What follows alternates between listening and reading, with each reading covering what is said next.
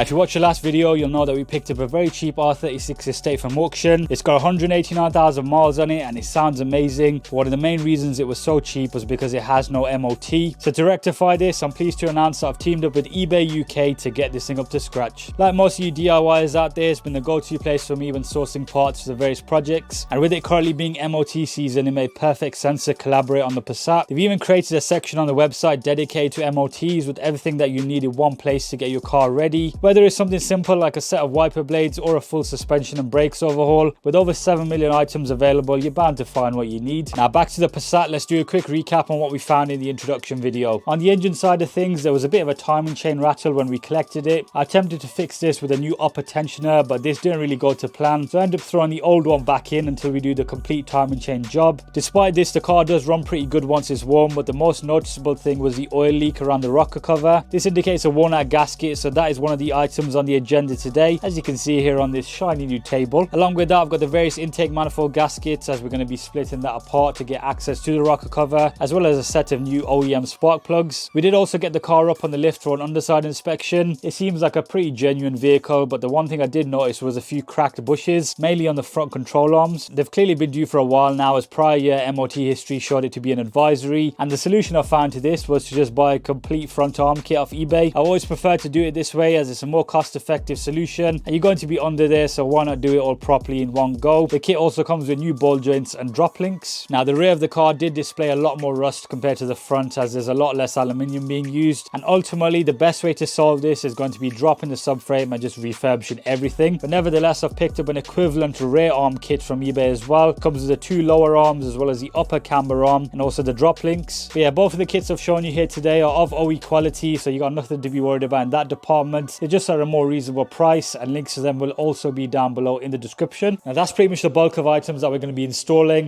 but there's one thing I haven't mentioned just yet, and that's this right here. Now this is a PCV diaphragm for the VR6 engine. There's not really much to it, it's just a little piece of rubber, but why it's significant is because in most cases, as a genuine item, you can't order this separately. You have to get the whole rocker cover, because in most cases your rocker cover is probably going to be fine and a new one's going to cost you, I don't know, £300-400, and this only costs less than £15. Right, so that's all the explanations done. Now it's time to finally get our hands dirty, and we'll make a start with the rocker cover gasket first. The process is pretty straightforward. Firstly, you got to remove the airbox, as you do with practically any engine bay related job. I then somehow managed to snap the V6 plaque in half with basically no effort. This basically covers the coil pack harness, which I was trying to prop up, as unplugging the coil packs is next on the list. The coil packs themselves actually come out pretty easily, just got to tug on them with some pliers. But I did actually leave number 5 attached to the harness because of how bad the clip was. You've then got the various torque screws on the lower part of the intake manifold. These actually stay in place, but then you've got 2 at the top which actually do fully come out. Then you've just got a few electrical connectors next to the throttle body and 1 corrugated hose, and then you've got 2 at the back. The one on the left simply pulls off, and the one on the right you just got to press the little white tab, and then you've got 1 single M10 spline bolt. From here, it's pretty much plain sailing to get the rocker cover off. It's got a bunch of 10mm around the outer perimeter, but you've also got 1 little bracket off to the left below the oil cap, so undo that and you're pretty much good to go. And now that it's been removed, we can see exactly how pristine my particular rocker cover is. I haven't got any specialist cleaning equipment at the unit yet, so I just went at it with some brake cleaner and a microfiber, and it's safe to say I'm pretty happy with the end result. Doesn't seem to be any foreign debris, which is good. There is a bit of sludge around the edges naturally, and a bit there. The spark plugs are still in place because I need to hoover some of those slots and I don't want anything falling in there. We've also got the top of the chain here. You actually can see, I'll throw a little shot of the overlay of where that tensioner we changed in goes. It's just down there. I remember seeing a clip online of one where it was just completely loose, so that's not too bad. But yeah, moving back over to the table, I've got all of this set up. So you can see here, we've still got the rocker cover gasket in place. You can tell that's, well, I was going to say it's quite brittle, but that literally snapped rather than bending. Now, in terms of changing out that PCV diaphragm that I got from eBay, it's not straight away apparent when you look at it, but obviously as you inspect further, you can see there's a few little screws holding this in place. That's obviously the PCV system. Due a change is a bit of an understatement because it's not really rubber anymore. So much gunk on them that you will think that they're not even got any thread, but they have. Yeah, it looks like an absolute mess, doesn't it? Oh, wow. Legit looks like vomit. Check that out, folks. Just touched it and it teared. So it wasn't damaged, but it probably would have eventually. So you got a spring and that you need to transfer over. New one's a lot more supple. So there we go, eBay PCV diaphragm in. Next, it was time for some prep work before getting everything all built back up. First was removing all the sludge from inside the rocker cover and also the PCV. It's got 189,000 miles on it, so it's never going to be perfect, but at least it's an improvement. Once that was done, I got all the gaskets fitted back up. On the engine side of things, I gave it a quick vacuum, both in the inner gaps and also the spark plug tubes. It's one of the reasons why I hadn't removed them just yet, as there was some dirt that I'd found inside them. Also made sure to clean up the mating surface where the old gasket had allowed oil to seep through. And to top this off, I was also told I need to apply some sealant in 2 of the corners. Don't snag anything. Start doing these up by hand first. Right, so we got the rocker cover back on along with the new gasket and also the PCV diaphragm. The next thing we're going to do is pull out the spark plugs because we haven't actually checked them yet. 5/8 spark plug socket with the magnet on the end. And then we've got lazy mode. So yeah, there is some good news. This car hasn't got any cheap spark plugs in it. They're pretty much exactly like the ones we're going to be putting in. You can see it right there, VW AG NGK OEM plug. Now the tips are pretty burnt up. I'm not too sure when they were last changed. As mentioned, we've got zero history with this car. And I know a few of you did mention opening the glove box on the side and there's a little orange tab. So I did that and all you find is a CD changer. So yeah, pretty nice difference there. We'll get 6 of those back in now and basically just breeze through the rest, get the inlet back on, because we've pretty much done the main thing we wanted to do here, which was changing out the rocker cover gasket. Quite pleased with the end result. No leaks anywhere in sight. All the edges are nice and dry. Just check the oil as well. That's all sound from when we did the change in the previous video. So pretty much all that's left in the engine bay is to just chuck a jump pack on it and just start it up. Nice.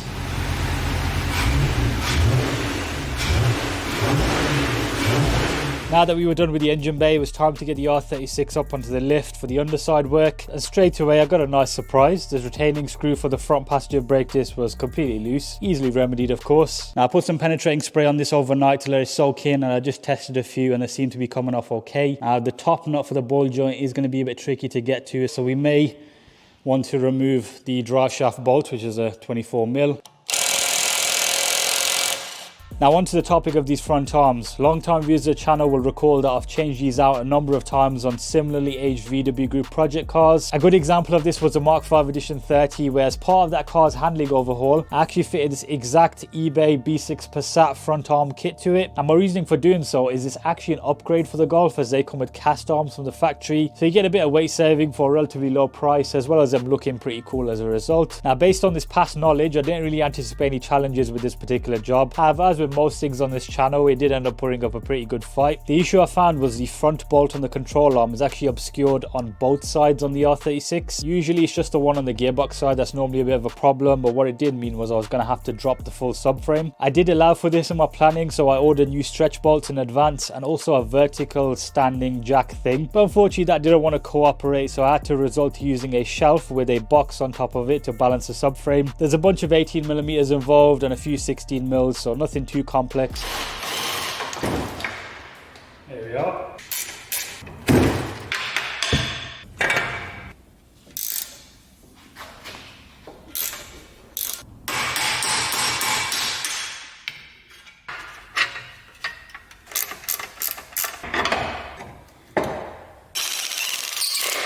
Okay, so new arms are in place. I've put a few of the subframe bolts back up. We are going to replace as much as possible. But I did end up taking more off than I initially anticipated. But yeah, you will remember that this one was pretty cracked. It'll drive a lot better with that, I can tell you that for sure. It does look pretty straight. I just had a look through the gap there, but we'll slowly put them in.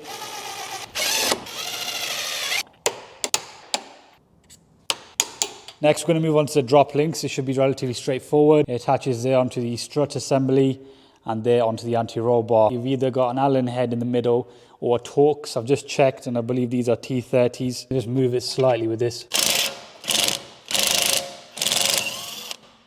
Did the trick. Okay then folks, just use an impact gun. Yep, knew it, there's not much space there. Anyway, we'll loosen the anti-roll bar like before. Can finally use the T30 for something, because there's no way the impact's fitting in that gap. And there we have it. That's a comparison with the old drop link with the new one. Okay, quick little thing I just wanted to point out. This has been changed on this side because that nut on the end is a 19mm as opposed to 18 on the other side. There's a little pattern there on the end, so I don't know what brand that is. That is out. Yep, so my suspicions were correct. They're definitely different brands. But yeah, I don't know why someone would do this. I'd always change both of them in pairs, but it is what it is. It no longer is on the car. Now, the interesting thing with these ones is you don't actually have an insert on the thread where you put like a T30 or an Allen. Essentially, you just put a 16mm span in the middle and tighten it up with an 18. Brakes could do with a bit of a tidy up. Obviously, we found that the discs are new, but I did try scrubbing that down with some brake cleaner and a cloth, and it was a bit more thicker than anticipated, but we'll get to that I'm sure soon. Now on the topic of cleaning, I've given the subframe a bit of a spray down, so it actually looks aluminium now and matches the rest of the arms, because before it was completely caked in 189,000 miles of dirt. Now whilst the front end is now looking a lot shinier, this is by no means the end result I'm intending for this project. For example, we're still running the old anti-roll bar, which in the grand scheme of things isn't too bad. The paint's still on, but we've got the old dampers. Yes, they're not leaking, but it'd be nice to put some fresh ones on there. But it's heading in the right direction, and at least now we're not going to have any issues with bushes on the MOT. The end goal is obviously full restoration mode on the R36. It's something I've never done on the channel before, so I'm quite looking forward to the challenge. Even though I'm not actually a mechanic, I just go with the flow and just have a bit of fun in the process. Now, on that particular topic, I have had a bit of a change of mind with the rear of the car, so let me explain. Now, you will recall at the start of the video, I showed you a few rear suspension components, mainly this lower control arm, the upper camber arm, and also this arm here, which attaches and basically roots up there. Now, whilst I was working on the front end, I was just having to think about the approach for this. And I've decided that I'm not going to be installing those parts today just on their own. I think what's best with this whole situation is to drop the whole subframe and do it properly on the floor. It'd be nice to get those bushes in the subframe all checked out and this all powder coated. And then behind there, we can have a look at the shallows. You can see a bit of rust is creeping through. It's not going to be a quick process by any means, because I'm going to have to learn on the job. And I think I need a few more workshop tools to take on that. We're still quite empty in here, you can see by the echo. Let me know what you think of all of that in the comments down below regardless. But yeah, I think this is a good place to end today's video. Drop a like on it if you enjoyed it, and also subscribe if you are new here.